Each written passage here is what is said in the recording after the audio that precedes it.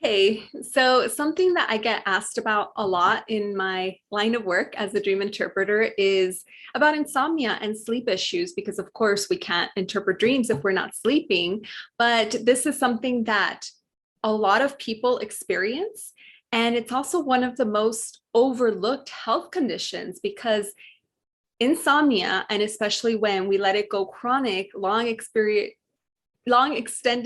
periods of time with little sleep, it can really cause havoc in our bodies and in our health, and it can also affect our mental health.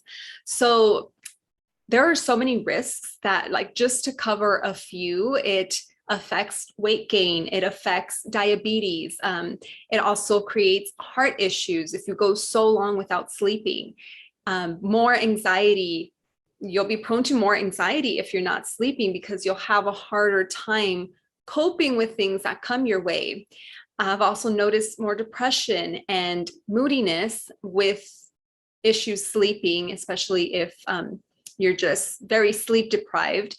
And also, it's a high risk with being focused, especially when you're driving. I heard once that studies were showing that driving sleep deprived is just as bad or as risky as driving when you're buzzed. So that can tell you already how much it affects our mental capacities, and also with our mental health, with the anxiety and depression. And now that during this time, we've been a while indoors a lot, combining work from home and school from home and all these things, that we've just gone through huge shifts, and there are more sparks of people with insomnia and not really knowing how to make the shift to improve your sleep ability. So that's why today I want to talk about the three ways to overcoming insomnia and just improving your sleep, which will then improve your mental health. So like I mentioned, we may be prone to insomnia because of these shifts that we've been experiencing, especially if now that we have so much more stress and anxiety coming our way. And it seems like every year there is more of this push to always be on the go, to not take care of your self-care, that's kind of like doing a self-care practice is like a nice to have, but in reality, it's a must have. We must take care of ourselves every day so that we don't let things get so bad that it leads to that insomnia, to that anxiety, to panic attacks, to, agoraphobia, to all of these things that can just spiral when we don't take care of our mental health, which starts with our sleep. At least that's the way I see it. It's the way that we recharge, and our body, our organs and everything process at night. Just like I love the example of plugging your computer, plugging your phone at the end of the night. We also get depleted, and that's the way that we recharge. So we can't expect to be on the go all the time when we're not filling up, our tank and taking care of ourselves, nurturing ourselves. And, it just kind of seems like it's like a luxury to take care of yourself and to do whatever self-care practice you choose to do. But in reality, it's such a necessity.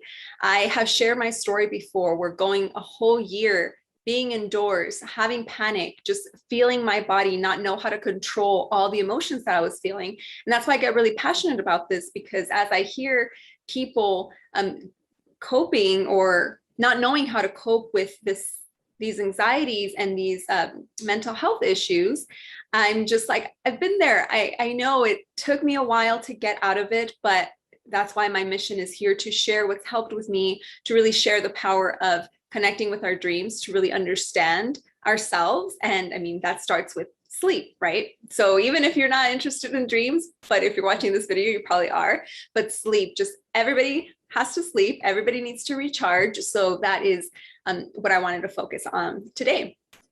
And just a little side note too, that also is going to help us bring our vibration higher so we can be happier, more in joy, and more in peace. So how good would that sound, to just feel so in harmony. And I know we can't be in harmony at all times, but at least whenever these challenges arise and those more lower vibration energies like stress and overwhelm start, we can pick up on those right away and not let it create such disturbance in our life and in our health if we are aware of it firsthand and have these tools and practices in place to support us along the way. So that was my little speech about that. So now the 3 ways to overcoming insomnia so you can improve your mental health.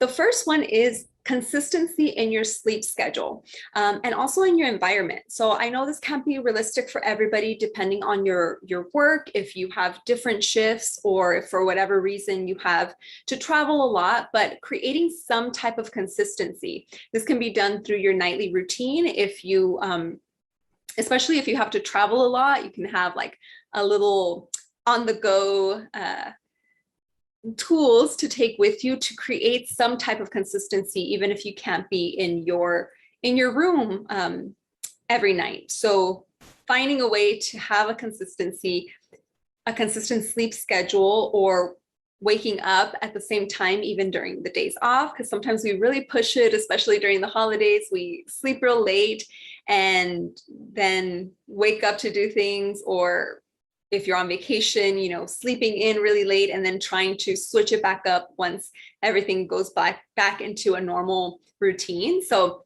maintaining that consistency is going to help with your sleep and also with your mental health. So see and journal how you can create that consistency. Look at what your schedule is now, what your sleep schedule is, what you're doing a couple minutes before, or like 30 minutes to an hour before sleep, and just see where you can add some consistency into that nightly routine, because anything that you do 30 minutes to an hour before is a routine, even if your routine is scrolling through Instagram.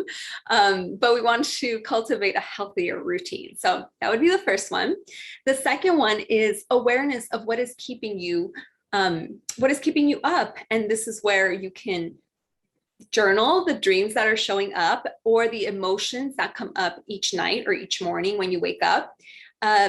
Dreams are definitely going to show you exactly what you're running from. If it's a chasing dream, what you're stressing about, what you're processing, it's going to show you so much, and it's so valuable. So, I mean, awareness for me has been key in my journey, and I really encourage you to welcome in those dreams and journal a little bit about what's coming up for you. And if you have trouble with that, I have a free workbook that you can download to use the 3 simple rituals that I share on how to remember your dreams, even if you don't have enough time in the morning, because I know that's some people's concerns. So just journal what is coming up for you in your dreams or how you're waking up. Especially if you're not aware of what stresses are causing you to stay up, if it's mind chatter or whatever it is, you know, the dreams can really give you the root cause of it. Because sometimes we just think, oh, I'm having trouble sleeping because I'm stressed. Okay, well, what is that stress? Oh, it's work related. Okay, but that's probably deeper than that.